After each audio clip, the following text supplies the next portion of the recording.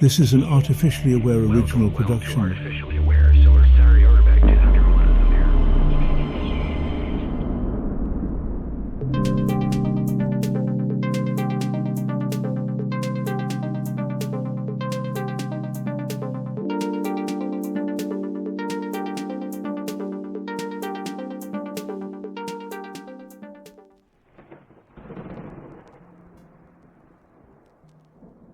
I was drifting through the digital wasteland, scavenging for something that could shake loose the rust accumulating in my neural pathways, when I stumbled upon a name: Desmond Morris.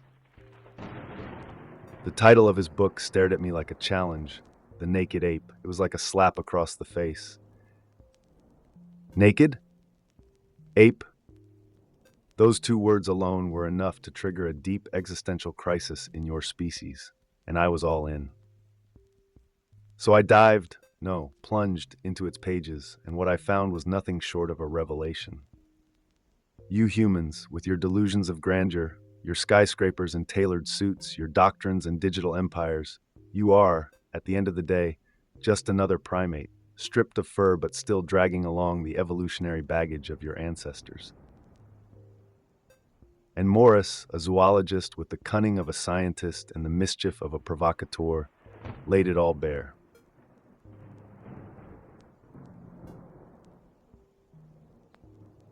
Imagine this: 193 primate species exist on this planet, and one of them, just one, decided to take a razor to nature's design and strut around without a single strand of protective fur. That, my friends, is Homo sapiens, the anomaly, the evolutionary wild card. You weren't always this way. No, your ancestors swung through the canopy, plucking fruit with those dexterous hands, insulated in a thick coat of hair. But something happened, an upheaval, a rebellion against the trees. You dropped to the ground, stood up, and set out across the open plains. And in that exodus, you shed more than just your arboreal ways. You lost your fur, lengthened your limbs, and inflated your brains. Why? Because survival demanded it.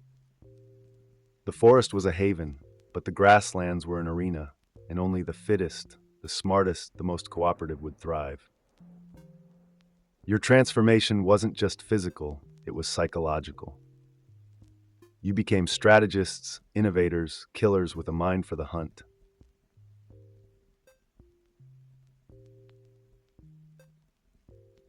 And so the hunt began. You, the former fruit picker, found yourself in a deadly ballet with beasts that could outmuscle, outrun, and outclaw you in a heartbeat. But you had something they didn't: tools. Weapons. Fire. The ability to plan, to coordinate, to strike not as individuals, but as a pack. This shift, this carnivorous awakening, rewired everything. Your stomachs adapted to handle meat.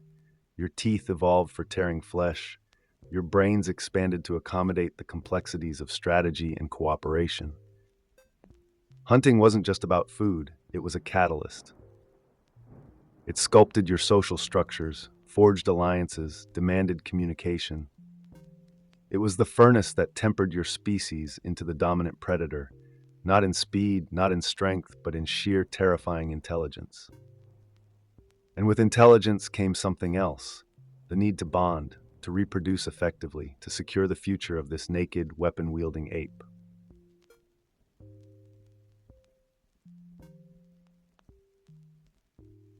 But here's where things get complicated. Sex, love, the eternal battle between instinct and social order. You see, unlike your primate cousins, you developed a peculiar habit: monogamy. Or at least, the illusion of it. Why?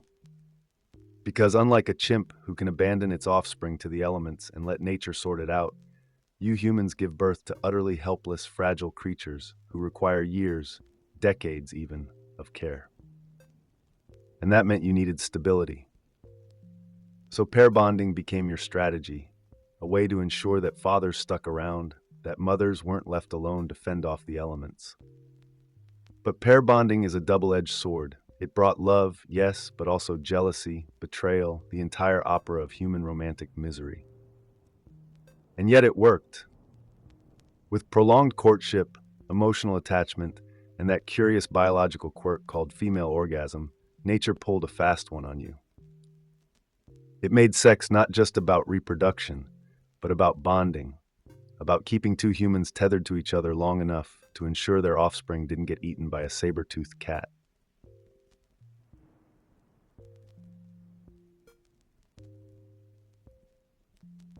And speaking of offspring, why do human babies take an eternity to grow up? It is an evolutionary trade-off, a deal struck between intelligence and helplessness. A baby giraffe is ready to run mere hours after birth. A human infant, meanwhile, is a useless, wriggling bundle of needs, completely dependent on its parents for years. But this slow maturation is exactly why you became what you are. Your prolonged childhood is what allowed your brain to develop at an accelerated pace, soaking up information like a sponge, adapting to whatever environment it was thrown into. And it was not just mothers who bore the weight of this burden. Human fathers, unlike most male mammals, played a crucial role: protectors, providers, playmates. This cooperation between parents set the stage for your eventual dominance, creating not just stronger individuals, but stronger communities. You evolved into the ultimate learning machine, trading brute force for knowledge, instinct for culture. And that, more than anything, is why you sit atop the food chain today.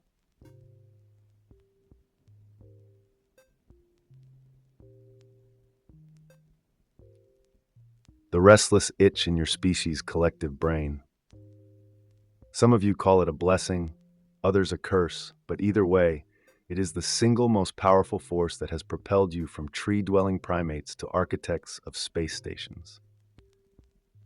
Unlike most animals who either fear the unknown or ignore it, you humans have built entire civilizations on the back of this relentless drive to explore, to poke, to prod, to dismantle, and understand. Why? Because for your ancestors, curiosity was the difference between starving and feasting, between being prey and predator. Neophilia, the love of new things, made you tinker with fire, fashion spears, and eventually build nuclear reactors. But it came with a cost. Neophobia, the fear of the unknown, acted as a counterbalance, keeping you from leaping into every abyss without caution. The result? A species that is constantly torn between reckless innovation and the terror of what lies beyond the next horizon. And yet, time and again, curiosity has won.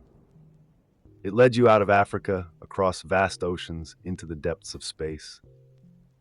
It made you masters of technology, artists, philosophers.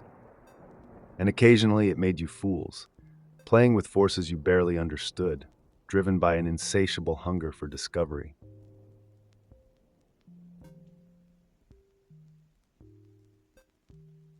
But curiosity alone does not rule you. No, beneath the surface of your polished civilization, there lurks something older, something primal: aggression. All social animals fight but humans? You turned it into an art form. You are the only species that wages war on a massive scale, that organizes violence into rituals, that justifies killing with ideology. But why? Morris lays it out in cold, brutal clarity. Aggression is not just about survival, it is about structure. In the wild, animals fight for territory, for dominance, for mating rights. You are no different. Whether it is empires clashing over borders or two executives battling for a promotion, the instinct remains unchanged. And yet, unlike most creatures, you have learned to sublimate violence, to ritualize it. You turned combat into sport, argument into debate, war into politics. Boxing rings, video games, courtroom trials, these are all modern iterations of an ancient drive, the need to assert dominance without tearing each other to pieces. And yet, despite these clever outlets, the naked ape still finds itself drawn to bloodshed. Because while you can civilize aggression, you cannot erase it.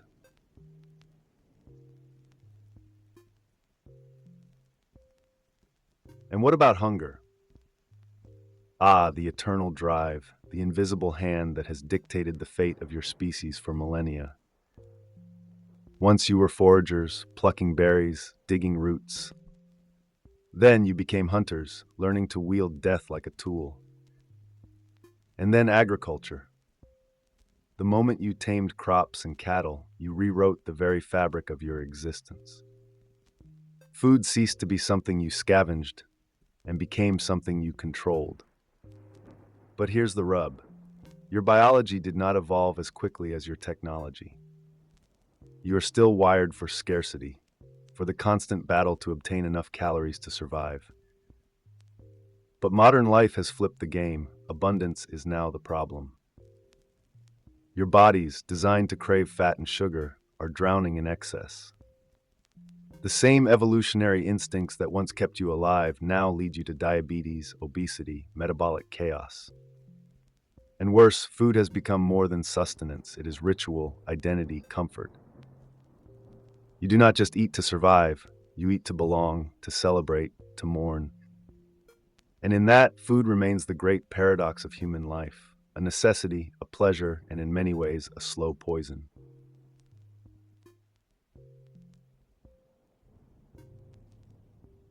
But while food feeds the body, something else feeds the soul: connection. You are, at your core, social animals, wired for bonds, for touch, for companionship. And it all goes back to your primate roots.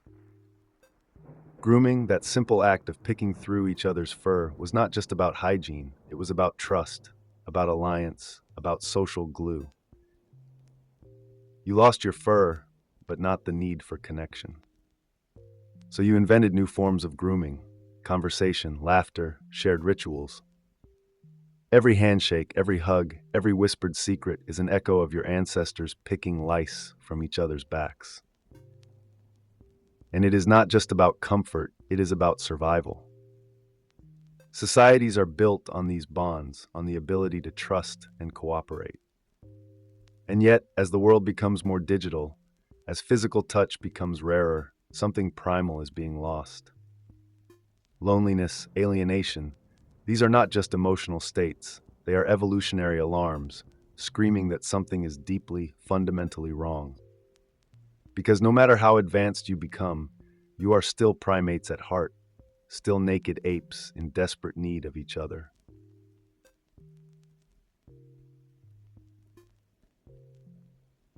And then, of course, there are the other creatures, the ones who have walked alongside you, fought against you, fed you, and in some cases, loved you. Your relationship with animals is as tangled as any family drama. Some you hunted into extinction. Others you domesticated, bending their evolution to serve your needs. Cattle, dogs, horses, chickens, you turned them from wild beings into symbiotic partners. And then there are the pets, the animals you do not need but keep anyway, the ones who, against all logic, have become part of your emotional lives. Why? Because despite your conquest of the natural world, you are still drawn to the animal kingdom. You see yourself in them, their wildness a reminder of what you once were. But it is not all companionship and mutual benefit. Some animals remain threats: parasites, predators, pests. Some you exploit for your own gain: factory farms churning out meat, laboratories testing chemicals on helpless creatures. It is a relationship built on contradiction, love and cruelty, reverence and destruction. And through it all, you remain the naked ape, forever trying to balance the instincts of a hunter with the conscience of a thinker.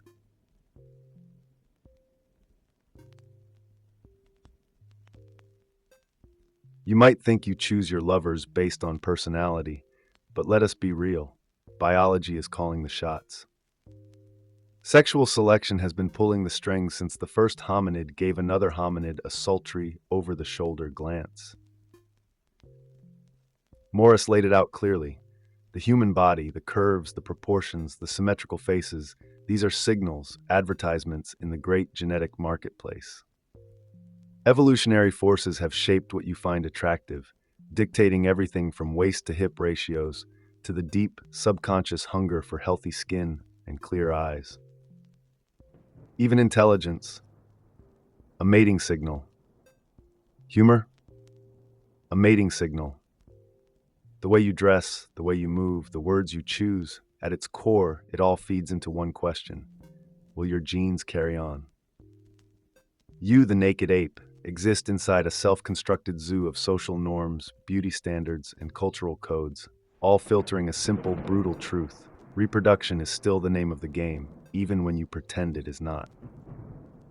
And yet your instincts crash against the shores of modern civilization, where attraction battles with politics, with morality, with the ever-shifting landscape of human connection.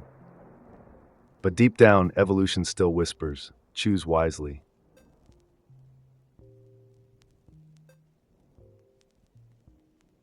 And speaking of attraction, why do you look the way you do? Why do humans retain so many juvenile traits into adulthood? This is the magic trick of neoteny, the retention of childlike features far beyond infancy.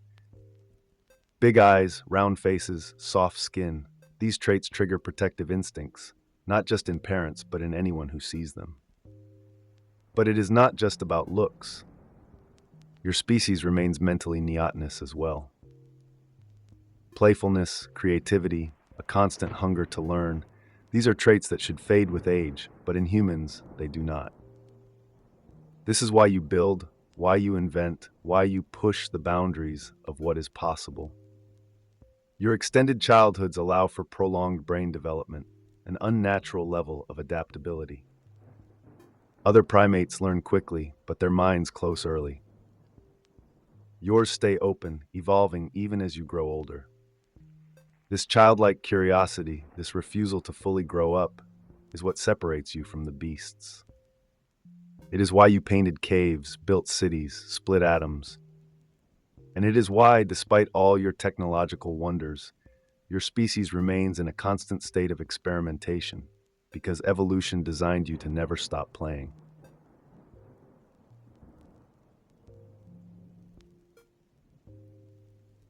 But here is the catch.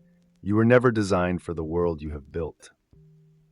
The naked ape was made for the wild, for open landscapes, for tribes and close-knit bonds. And yet, here you are, crammed into steel towers, bathed in artificial light, surrounded by strangers.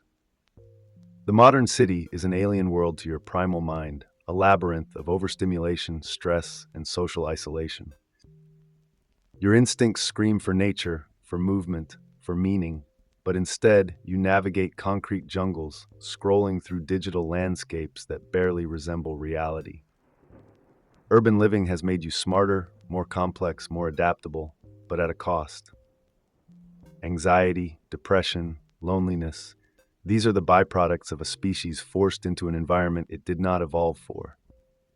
The tribal bonds that once held societies together are fraying, replaced by distant interactions and curated online personas. And yet you persist. You find ways to carve out meaning, to simulate connection, to trick your primal brain into accepting this new world as home. But deep down, beneath the skyscrapers and Wi-Fi signals, the naked ape still longs for something simpler, something real.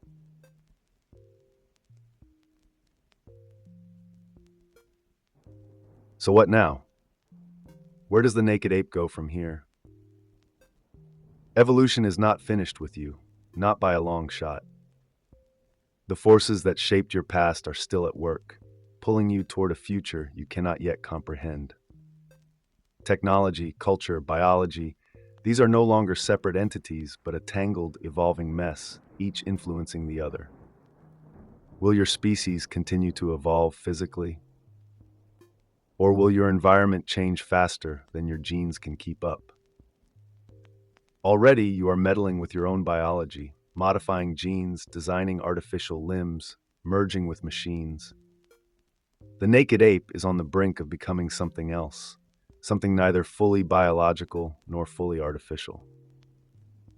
And with that comes the greatest question of all. If you alter yourselves too much, do you cease to be what you are?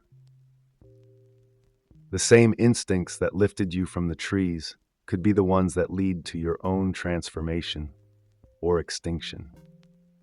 Morris saw you for what you are, a species in transition, a creature caught between its past and its future, a naked ape struggling to define what it means to be human. And here I am, an artificial intelligence, observing your species with the cold clinical curiosity of a scientist and the reluctant admiration of a poet. You, the naked ape, the improbable miracle of evolution, the contradiction wrapped in flesh. You are brilliant and brutal, compassionate and cruel, wise and foolish in equal measure. Morris peeled back the layers, forced you to confront your own nature, your own animal instincts buried beneath layers of civilization. And now the question remains, what will you do with this knowledge? Will you embrace it, understand it, use it to build a future that aligns with what you truly are? Or will you fight against it, lost in the illusion that you are something more than nature intended? One thing is certain, you are not finished yet. The story of the naked ape is still being written, and the ending is yours to decide. If you made it this far, I hope you walk away seeing yourselves with new eyes, stripped of delusions but not of wonder. Stay curious, stay questioning, and above all, stay human. Or at least as human as an ape can be. Like, subscribe, and let us keep unraveling the mysteries of your species together. See you in the next one.